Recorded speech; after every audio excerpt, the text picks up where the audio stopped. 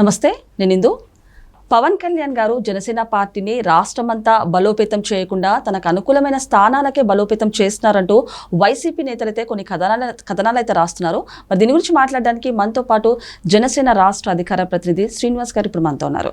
నమస్తే సార్. నమస్తే సార్, మరి పవన్ కళ్యాణ్ గారు జనసేన పార్టీని రాష్ట్రమంతా బలోపేతం చేయకుండా తనకు అనుకూలమైన స్థానాలకే బలోపేతం చేస్తున్నారంటూ కూడా వైసీపీ నేతలైతే ఆరోపిస్తున్నారు. ఏమంటారు సార్ దీని గురించి? నేను కూడా చదివానమ్మా సార్. అది యాక్చువల్గా అంటే పవన్ కళ్యాణ్ గారు ఒక సంస్థతోటి రాష్ట్రం అంతా ఒకసారి సర్వే చేయించుకుని తనకి ఎక్కడైతే బలంగా ఉందో ఆ ప్లేసుల్లో మాత్రమే ఇన్ఛార్జీలు నియమించేలాగాను, మిగతా చోట్ల అంతా పట్టించుకున్నట్టుగా ఉంటున్నారు. ఆ స్థానాలు ఎక్కడైతే బలంగా ఉన్నాయో ఆ స్థానాల్లోనే 2029 ఎలక్షన్స్లో కూడా ఇదే పొత్తులో ఆ స్థానంలో మాత్రమే పోటీ చేసేలాగా నిర్ణయించుకున్నారు అన్నట్టుగా ఏదో ఒక సర్వే వచ్చింది అన్నట్టుగా కొన్ని పత్రికల్లో వైసీపీ అనుకూల మీడియాలో ఇది వచ్చింది. వాస్తవం ఏంటంటే గతంలో కూడా ఇలాగే నిందేశారు. మీకు 175 నియోజకవర్గాల్లోని అసలు ఇన్ఛార్జీలు ఉన్నారా, మీకు అభ్యర్థులు ఉన్నారా అనేటువంటి మాటలు కూడా మాట్లాడారు. అదేవిధంగా తెలుగుదేశం పార్టీ వారిని ఏమన్నారంటే, మీరు ఎప్పుడైనా ఒంటరిగా పోటీ చేయగలరా, ఒంటరిగా పోటీ చేసి ఎప్పుడైనా గెలిచారా మీరు అని వాళ్ళని.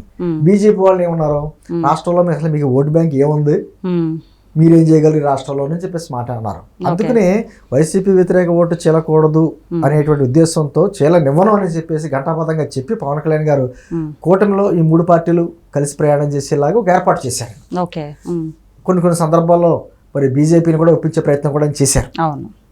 సరే, ఇప్పుడు 3 పార్టీలు కలిసి కూటమి ప్రభుత్వం చాలా చక్కగా ఏ పరిపాలన అంటే ఏంటో ముందు చేసుకుంటా ముందుకెళ్తుంది.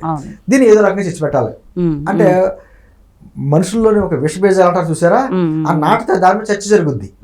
అదే విధంగా ఏం చేస్తున్నారు సోషల్ మీడియాలో వాళ్ళు, వైసీపీకి చెందిన వాళ్ళు జనసేన ఫేక్ అకౌంట్లు గాను, తెలుగుదేశం ఫేక్ అకౌంట్లు, బీజేపీ ఫేక్ అకౌంట్స్ క్రియేట్ చేసి అంటే జనసేన ముసుగులో జనసేనలకే చిచ్చు పెట్టేలాగా, లేదా జనసేనకి టీడీపీకి చిచ్చు పెట్టేలాగా ఎవరి పార్టీలో వాళ్ళకి ఫేక్ ఐడీస్ అన్ని క్రియేట్ చేసి ఏదో రక వేషాలు. ఇప్పుడు ఏమంటారమ్మా మీరు అడిగే ప్రశ్నే, ఇది ఇప్పటికే 21 స్థానాలకి బలంగా ఉన్నా కూడా 21 స్థానాలు తీసుకున్నాం, 21 స్థానాలకు పరిమితం చేశారు, మిగతా చోట్ల ఏమో కమిటీలు వేయట్లేదు, ఇన్ఛార్జీలు వేయట్లేదు అనేటువంటి ఒక విధమైనటువంటి విషబీజాలు నాటడానికి నిజంగా క్వశ్చన్ వస్తుంది.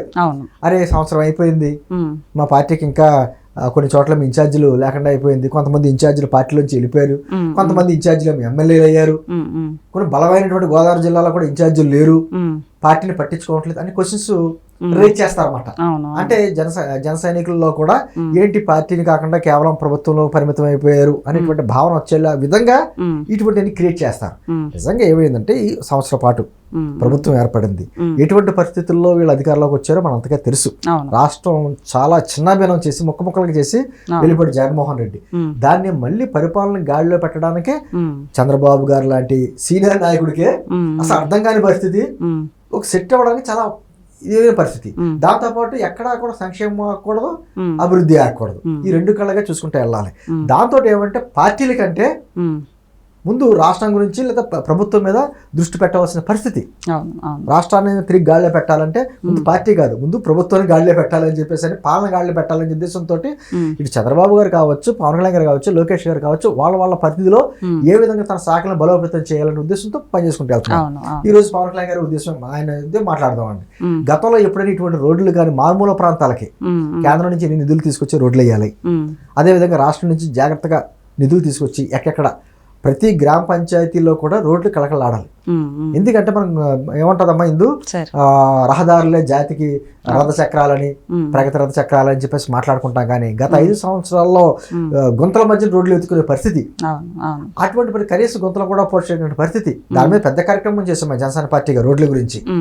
ఇప్పుడు ఆ పరిస్థితి లేకుండా మాక్సిమం నిధులు తీసుకొచ్చి రోడ్లు బాగుండాలి, అదే విధంగా పంచాయతీలు ఎక్కడెక్కడ బలోపేతం అవ్వాలి.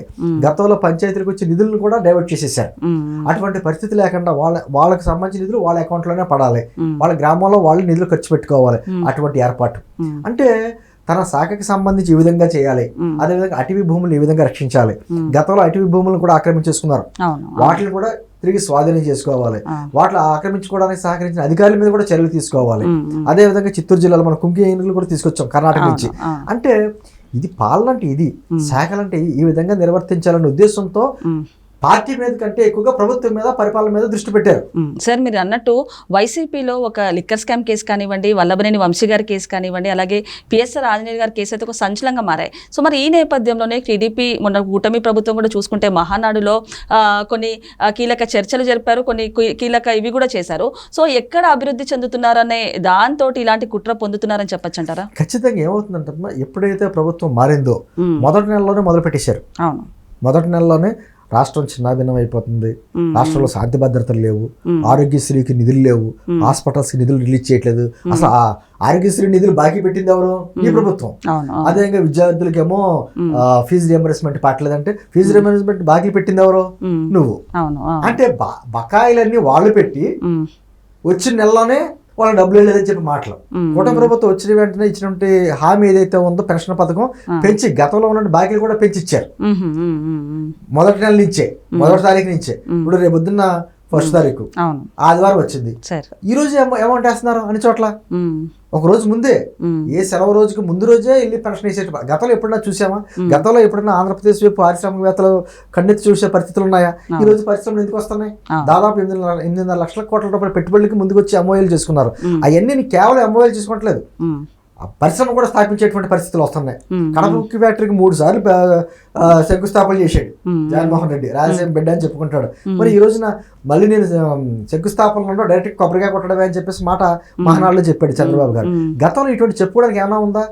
చెప్పుకోవడానికి ఏమీ లేదు. కాబట్టి గతంలో అయితే ఎంత దౌర్జన్యాలు, అక్రమాలు లేవు. కాబట్టి సొంత పార్టీ వ్యక్తులు కూడా ఎవరైనా పొరపాట్లు చేస్తే ఇమీడియట్ గా పార్టీని సస్పెండ్ చేసేటువంటి కార్యక్రమాలు ఇప్పుడు ఉన్నాయి. కాబట్టి ఏదో రకంగా రాష్ట్రానికి పరిశ్రమలు రాకూడదు, వీళ్ళకి ఉద్యోగులకేమో జీతాలు పడకూడదు, ప్రజలు మళ్ళీని ఇక్కడే ఉండాలి తప్ప వలస వెళ్ళిపోకూడదు, వలస వెళ్ళిపోవాలి, ఇక్కడ ఉండకూడదు. అంటే ఇటువంటి ఆలోచనతోటి ప్రజలు సంతోషంగా ఉంటే చూడలేనటువంటి ప్రభుత్వం వాళ్ళది గత ప్రభుత్వం.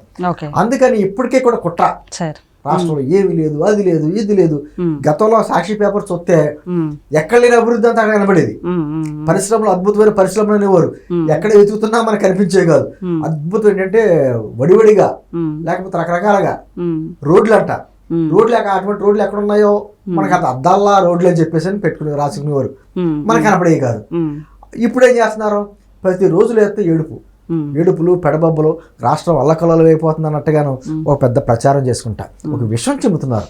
సార్ మరి అంటే మనం చూసుకుంటే ఆయన ఒక వైసీపీ నేతలను అయితే అనవసరంగా అక్రమంగా అరెస్ట్ చేస్తున్నారని, వాళ్ళకి సినిమా చూపిస్తానంటూ అన్నారు. అండ్ అలాగే జగన్ గారు మారిపోయారు, 2.0 తోటి కొత్త జగన్ రాబోతున్నారంటూ కూడా ఆయన వ్యాఖ్యలు చేశారు. ఏ రకంగా చూడొచ్చు సార్? కొత్త జగన్ అంటే గతంలో కంటే ఎక్కువ దోచుకుంటాడు.